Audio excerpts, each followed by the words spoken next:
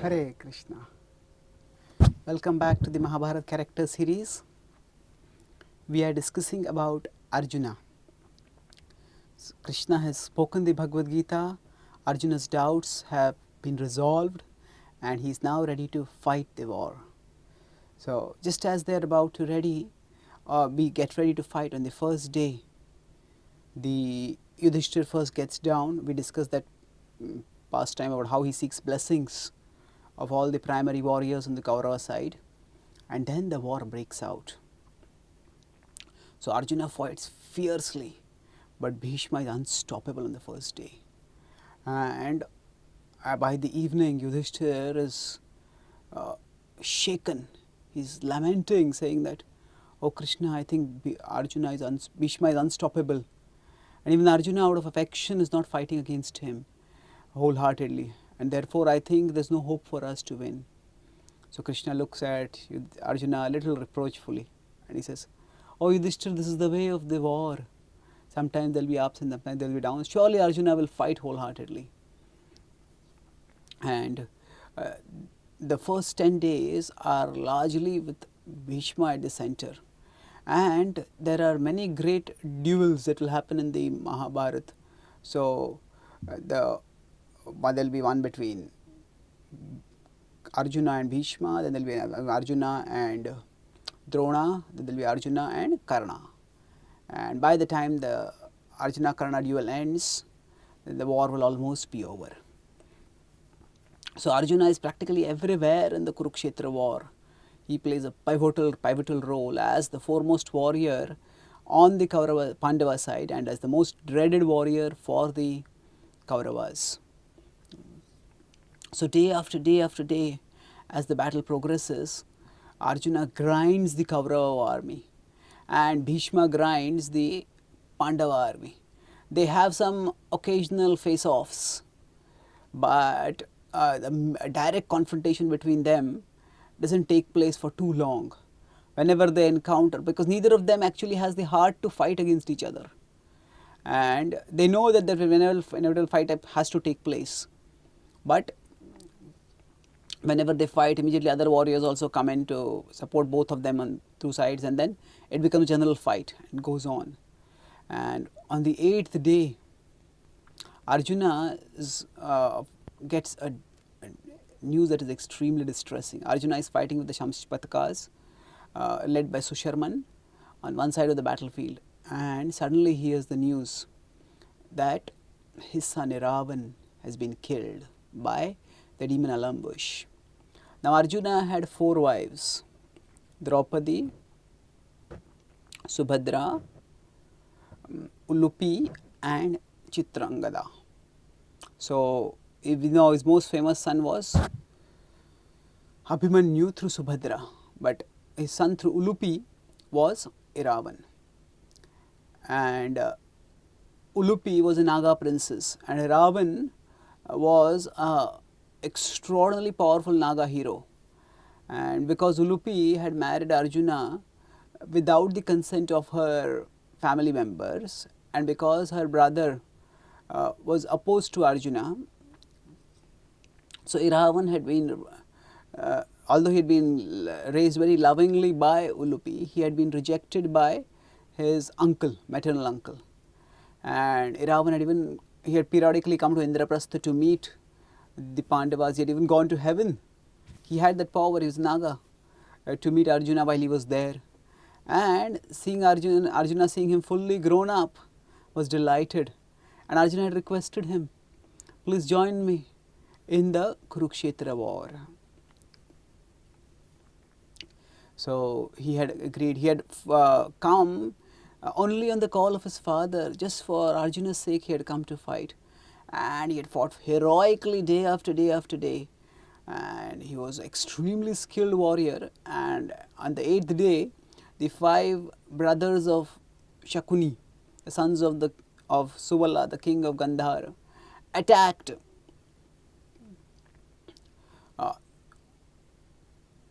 Iravan, and Iravan fought fiercely, and he used his cape. He had a special sword and a shield, and he just slashed and wounded and defeated. And out of the 5 Suvala princes, 4 of them he killed and only one barely survived and fled. And he ran to describe the route to Duryodhana. Duryodhana was infuriated and he commanded Alambush, who was a formidable Rakshasa general, a relative of the many demons whom Bhima had killed, Bakasur and others. He had joined the side of the Kauravas to revenge their death, and he thought that the opportunity to kill a family member of the Pandavas was delicious, and he charged upon Ravana, and Ravana fought fiercely.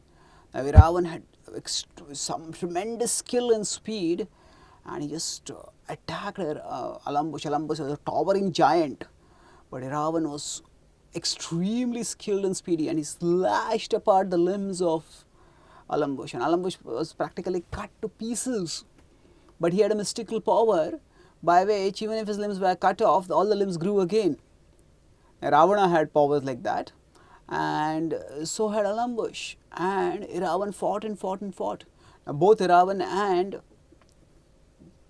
Alambush used mystical weapons, but Ravana countered all of Alambush's weapons and he was slowly getting the upper hand.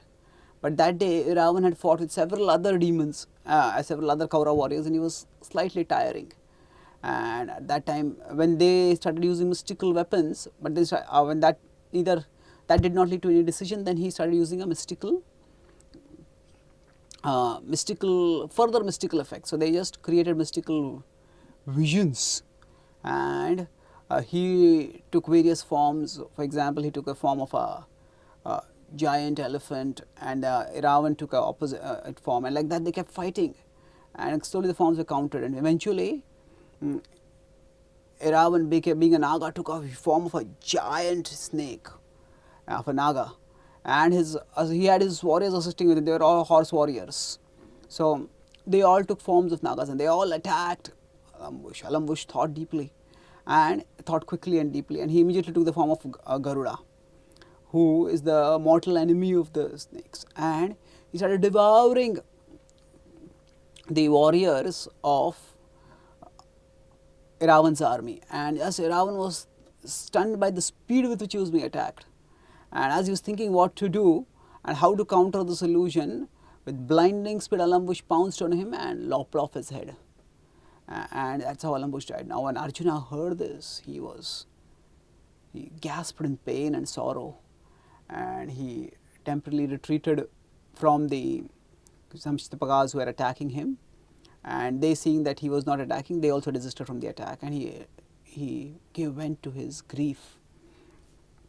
Now he was, throughout that day, for the rest of the day, as he was fighting, he realized that his beloved son had become a victim of Duryodhana's greed, and Yudhishthira had been so noble in wanting to avoid a war and accept only 5 villages, but Duryodhana's wickedness and greediness had made that impossible, and now Alambush had paid the price. Ravana had paid the price. Arjuna, fighting aside his grief, decided to fight fiercely again.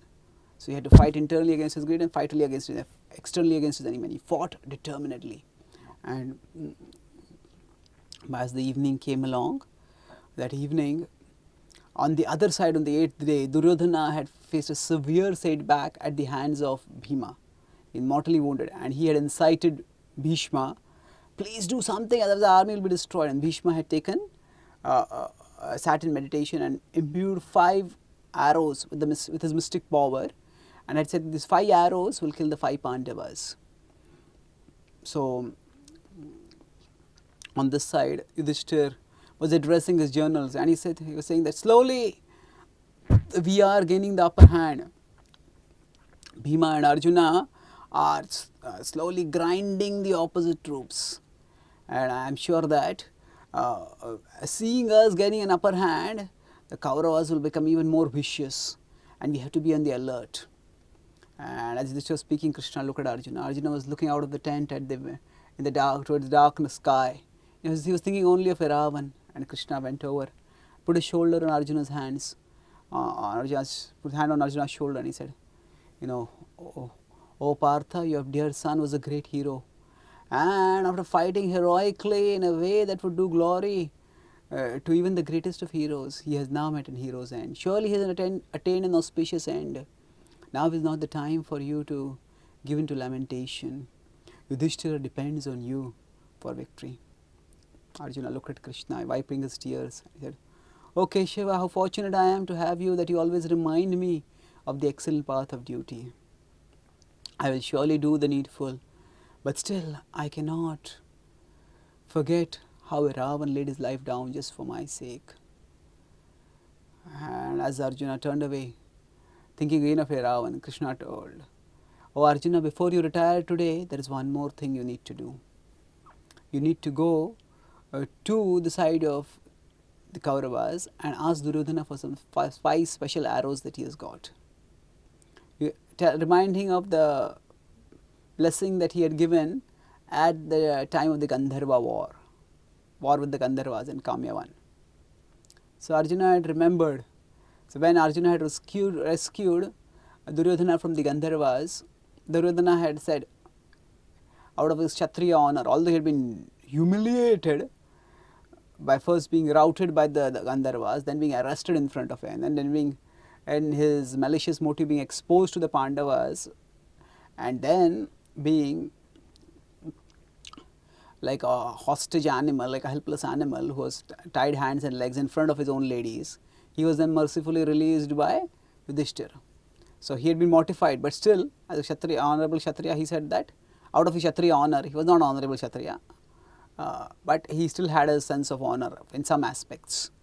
And so he said, "O Partha, I would like to give you something. What do you want?" So at that time Arjuna had said that, "I don't want anything now. If in the future I need anything, I will ask you." So Arjuna had thought he would probably never have to ask Duryodhana for a benediction. But it seemed that Krishna had other plans. Arjuna immediately agreed. "Oh Krishna, whatever you tell me, I will do." Then Arjuna took off his arms and armor, and he sat on a white horse, and he went unarmed to the opposite army. Now at this time, in today's warfare, a soldier or a warrior who goes like this will be slaughtered. But initially, at least as long as Bhishma was there on the war field, both sides fought a principled war. And the Kshatriyas were so cordial that for them it was like a sport in one sense. And they would fight fiercely as long as the day I was there and war was going on. Sometimes they would, at the end of the day, would just meet with each other and dine together and joke together and reminisce together, just like sometimes there's a cricket match. On the field, the two teams are like enemies, but off the field they may be friends. So you may say, what a brutal sport this is, that people are getting killed.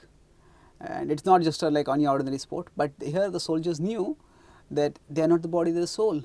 And they knew dying a hero's death on a war field would gain them heaven. And so they were not afraid of death per se. And then after that, and Arjuna went right to the camp of Duryodhana. Duryodhana had just finished his meeting with Bhima, and he had kept the arrows with him in his own tent. So he was informed that Arjuna has come, and immediately he got up. So, "O Partha, welcome, what can I do for you? If you ask for me for the kingdom, I will give that kingdom to you also." Now at one level this seems like a very cordial and generous reception of a guest who has come. Atiti Devo Bhava, respecting a guest is considered to be a very important part of a religious duty, and Duryodhana seems to be following that. But Arjuna knew that Duryodhana was being facetious. Duryodhana was making this offer knowing that Arjuna would never accept this offer. So Arjuna said, "Oh Duryodhana, the time for offering the kingdom has gone. When Krishna had come as Shanti Dut, at that time you could have offered. Now I will take the kingdom after defeating you. But before that I need something else. Do you remember the promise that you had given me, that I could ask you for something in future?"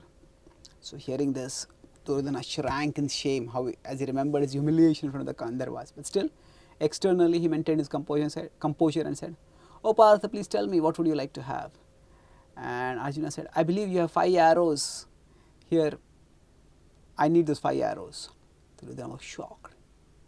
But again, without hesitating, he picked up the 5 arrows and he gave to Arjuna, and Arjuna just took the arrows and started going away.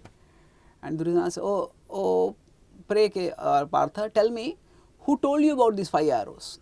Duryodhana had kept everything top secret. When Bhishma had been imbuing those arrows with power, he had sent all the messengers away, so he did not expect anybody to know, or he expected that nobody would know rather.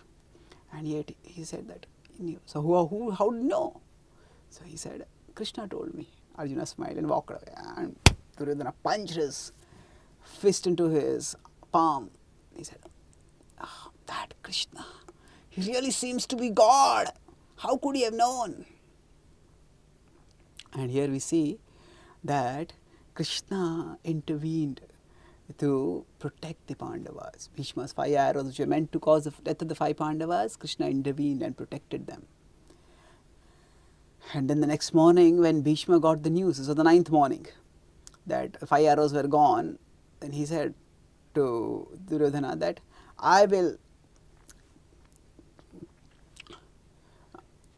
either kill Arjuna or I'll force Krishna to lift the weapons. Only way Arjuna will be protected is if Krishna lifts the weapons. So then that day, Bhishma fought with the maniac fury, and the Pandavas were stunned. They had never seen Bhishma fighting like this before, just scorching their army. And Krishna turned to Arjuna and he said, oh Arjuna, today is the day when you have to keep your honor, keep your word and fight against Bhishma.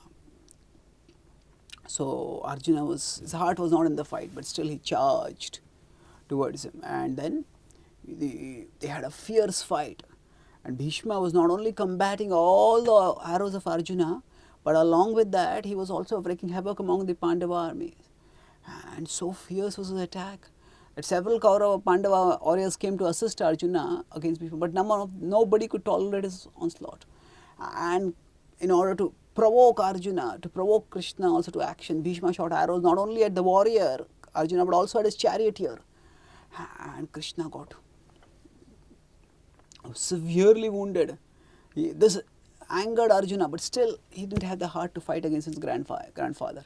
And he resisted only half-heartedly. And seeing Bhishma's prowess, Krishna became grave, thoughtful, and he decided that I cannot tolerate the slaughter of the Pandavas. I cannot just watch passively as Bhishma kills Arjuna. He realized the situation was extremely serious, and he picked up he jumped off his chariot, throwing off the reins, ran and picked up a bow and started charging towards Bhishma. And now we can just imagine what thoughts were going through in Arjuna's mind at this time. On one side, he was conflicted. He knew about his duty towards Yudhishthir, how he had to fight. He had given his word that he would kill Bhishma, but still, how could he attack his dear grandfather? But now, when he saw that his neglect of his duty had caused Krishna to give up his word. Right before the war, Krishna had taken a word that I will not raise weapons. And yet Krishna had now raised a weapon. Of course, a chariot wheel was not exactly a weapon, but still critics would be eager to find faults. And all the more so because Krishna did have a weapon of a wheel, that was Sudarshan Chakra. That is of course very different from a chariot wheel. It has tremendous potency. But still, Arjuna, he did not think at this time, oh, I don't have to kill Bhishma. Let Krishna do the dirty work. He did not think like that. Nor did he think for his own life. He said that, oh, Bhishma is about to kill me. Who will save me? Now Krishna has taken the work of saving me. So Arjuna's thoughts were not at all self-centered.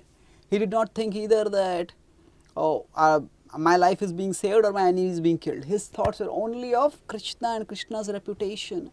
How can I become the cause of besmirching and ruining Krishna's reputation? How much Krishna loves me that he's ready to give up his own word just to save my life. And how little is my love for Krishna that I am causing my friend, my Lord, to give up his word for my sake, and I'm just watching passively. It is because of my negligence and irresponsibility this has happened. I cannot tolerate it. All these thoughts were rushing through Arjuna's mind, and he sprang into action. He jumped off his chariot and ran after Krishna, trying to stop him. Krishna, stop! I will fight! I will kill Bhishma! Please do not give up your vow! Please put aside the weapon. Krishna was blind and deaf almost with anger and concern, and he kept charging, not hearing a word of what Arjuna had spoken. Arjuna charged off and took a flying tackle, fell right on Krishna's arms, Krishna's legs, and caught his thighs with his massive arms. But still Krishna kept charging. Arjuna was dragged along the war field with his feet scraping against the ground. And seeing Krishna not willing to stop, Arjuna was calling out, Krishna, stop. But when he see that Krishna was not stopping, then Arjuna used his huge frame to raise his arms, and he struck his legs against the ground, and they created a trench in the ground. As his legs got stuck in that pit over there, then Krishna was charging along, and with Arjuna's legs stuck and Arjuna holding on firmly, Krishna slowly stopped. And then Arjuna told Krishna, Krishna, please stop. Please stop. Please do not fight. I will kill Bhishma tomorrow. And we have discussed this past time and what happened later. Earlier we were talking about Bhishma. But here from Arjuna's perspective, we see that his soft-heartedness towards Bhishma was superseded by his selfless devotion to Krishna. And the next day was the 10th day. Again, Duryodhana goaded Bhishma, and Bhishma said, I've already taken a word. I'll either kill Arjuna or Arjuna will kill me. Today, I will not return from the war field without having done this. And by so doing, I will liquidate the debt that I owe to you, O Duryodhana. And that day the battle began. Actually, the night before that, the Pandavas again went to the Kuru camp.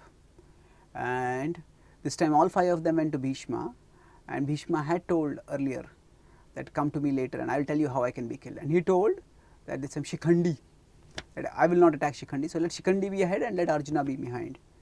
Now actually we could say that this was quite a humiliating situation for a warrior like Arjuna, to have some other warrior as a shield, as a guard for him, and to shoot from behind.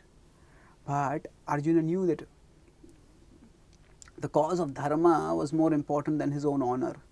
And even if the world would not understand, his honor would not be besmirched if he did the will of Krishna and if he did what his own grandsire had told him to.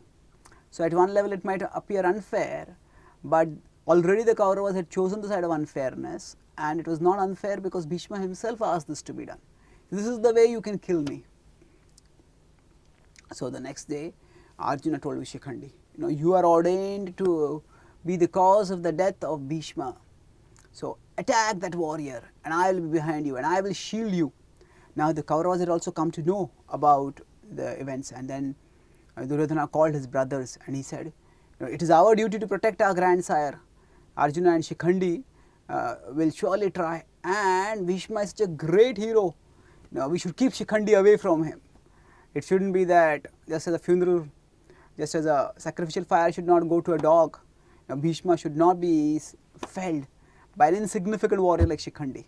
Now Shikhandi was definitely a formidable warrior, but he was no match to Bhishma. And right at the start of the day, Shikhandi charged towards Bhishma and challenged him, fight with me, O warrior. So Bhishma looked scornfully at Shikhandi and he said, I see you as a woman and I will never fight with a woman. And Shikhandi got enraged. He longed for Bhishma to fight with him, and he said, oh, you are a killer of Kshatriyas. You have sided on the side of unrighteousness and adharma, and you will die today. And I will become the cause of your death. He started shooting arrows and arrows and arrows at Bhishma. Bhishma just neglected and kept shooting arrows at others. And seeing Shikhandi grounding down upon Bhishma, Duryodhana asked his warriors to charge in between. And as they charged upon Shikhandi, Arjuna was right next to Shikhandi, and Arjuna took on all those warriors and he drove them back. And slowly, relentlessly, Shikhandi, accompanied by Arjuna, were charging towards Bhishma. And seeing this, and seeing the Kaurava warriors repulsed, Dushasana came and Dushasana charged in between and he attacked so fiercely that both Shikhandi and Arjuna were checked. And Arjuna became wounded. And seeing Dushasana's valor, the Kauravas cheered him, and that infuriated Arjuna. Arjuna fought fiercely, shooting arrow after arrow after arrow, endless shower of arrows. So fierce was the assault that Dushasana was thrown off his chariot, and being mortally wounded and totally shaken, he fled from there. Other warriors came, but they all met the same end.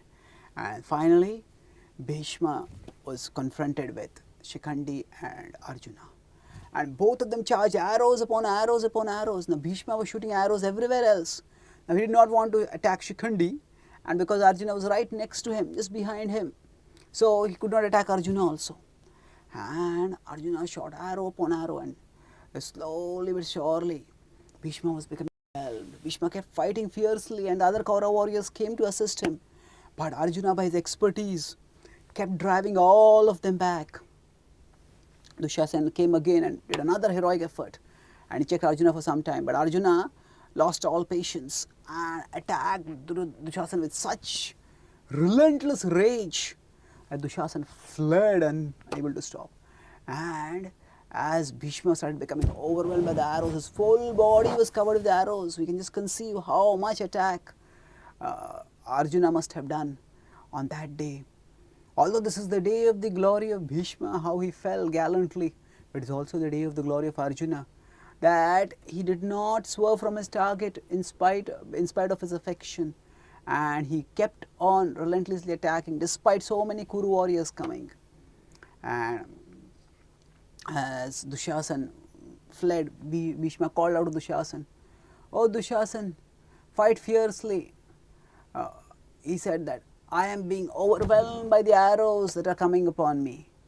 He said, "The arrows which are coming up in a straight line, end to end, and with the force of thunderbolt, they are the arrows of Arjuna. In fact, Shikhandi's arrows cannot even wound me, but Arjuna's warriors are so fierce that they are like Indra's Vajra weapons, or they are like a Brahman's rod. Even the gods cannot sustain them, cannot survive against them. Like ferocious serpents with venomous eyes, these arrows are piercing into my vitals, and they are destroying me from within." Bhishma, seeing himself being overwhelmed and seeing Krishna on the opposite side, lowered his bow. He knew that the end was near, and at this time Arjuna increased his attack. Shikhandi shot several arrows, Arjuna shot 30 arrows, and he followed up with 100 arrows. Bhishma was jolted by the attack, and he realized the end was near. But he decided that as a Kshatriya, I will go down fighting. And he picked up his bow again and made one mighty effort, shooting celestial arrows at Arjuna. Arjuna countered all those arrows and kept mounting his attack. And so fierce was the attack of Arjuna. So it was actually, Shikhandi was just the instrument, Arjuna was the actual cause. Under the force of his arrows, Bhishma suddenly fell from the chariot, right onto the ground, but he did not fall on the ground. The arrows on his body fell on the ground, and he fell on those, he lay on an arrow bed. And hearing this impossible news, the great grandsire who has never been defeated in war, who had even bested Parshuram in war, that he has fallen. Everybody stopped fighting, stunned. Drona swooned off. Then, as soon as he recovered, he called his army to withdraw. And then the Kauravas and Pandavas both got off the chariot. Bhima was ebullient, jumping in joy, but Arjuna was grave. He told Krishna to take the chariot close to Bhishma, and he got down and folded his hand in front of a grandsire, and he said, "Oh grandsire, please tell me what I can do for you." At that time, the Kaurava warriors also came over there, and Bhishma looked at Partha and he said, "Oh Partha, just see how my head is hanging like this. I need a pillow." Duryodhana was shamefaced at having let his own commander fall like this, and immediately wanted to do some service. He sent off messengers to get pillow. But Duryodhana said, Bhishma said, "Arjuna knows what kind of pillow that I want." And Arjuna immediately shot arrows near the head of Bhishma, and then they went into the ground and they became erect. And then they acted as a pillow for Bhishma, and Bhishma smiled and raised his hand in blessing. And then Arjuna And the Pandavas circumambulated Bhishma 3 times, offered their respects and departed. The next morning, before the war started again, Arjuna and the Pandavas came to meet Bhishma, and Kauravas had also come, and Bhishma's voice was a rasp, and he said, "I am extremely thirsty, please give me some water." And immediately Duryodhana brought jugs of cool water and lot of food with him. And Bhishma shook his head. He said, "I have already passed from the world of human beings. Such luxuries are not meant for me. I am simply waiting for my death. The kind of water that I need is what Partha knows." And Arjuna immediately understood the heart's desire of Bhishma. Although he had fought against Bhishma and caused his fall, his love still remained. His desire to serve still remained. And he was grateful for every opportunity like this that he had. He immediately went near Bhishma, circumambulated him again 3 times, picked up an arrow, chanted celestial mantras, invoked the Parjanyastra, and shot it right near the head of Bhishma. It pierced into the earth, and from the earth a gush of fresh water came out. And seeing this water akin to the Ganga, Bhishma gratefully drank the water. And seeing the stupendous feat of not only producing water from the earth, but also producing it in such a gush that it directly went into the mouth of Bhishma and nowhere else, the Kaurava warriors gasped in amazement and fear. Such was Arjuna's power. They had already known it was awesome, but seeing this sort of display made them tremble.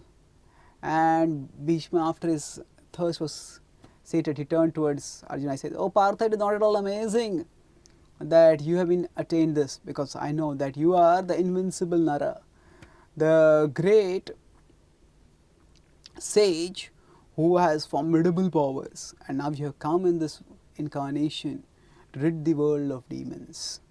So here Bhishma confirms Arjuna's identity as Nara, and this is Arjuna's first great victory for his side, where he defeated and felled Bhishma. It is a victory not just in terms of military skills, it was victory also in terms of temperament, in terms of fixedness and duty. And after achieving a victory also, he maintained his affection and rendered service to Bhishma. Such is the glory of Arjuna. Thank you very much. Hare Krishna.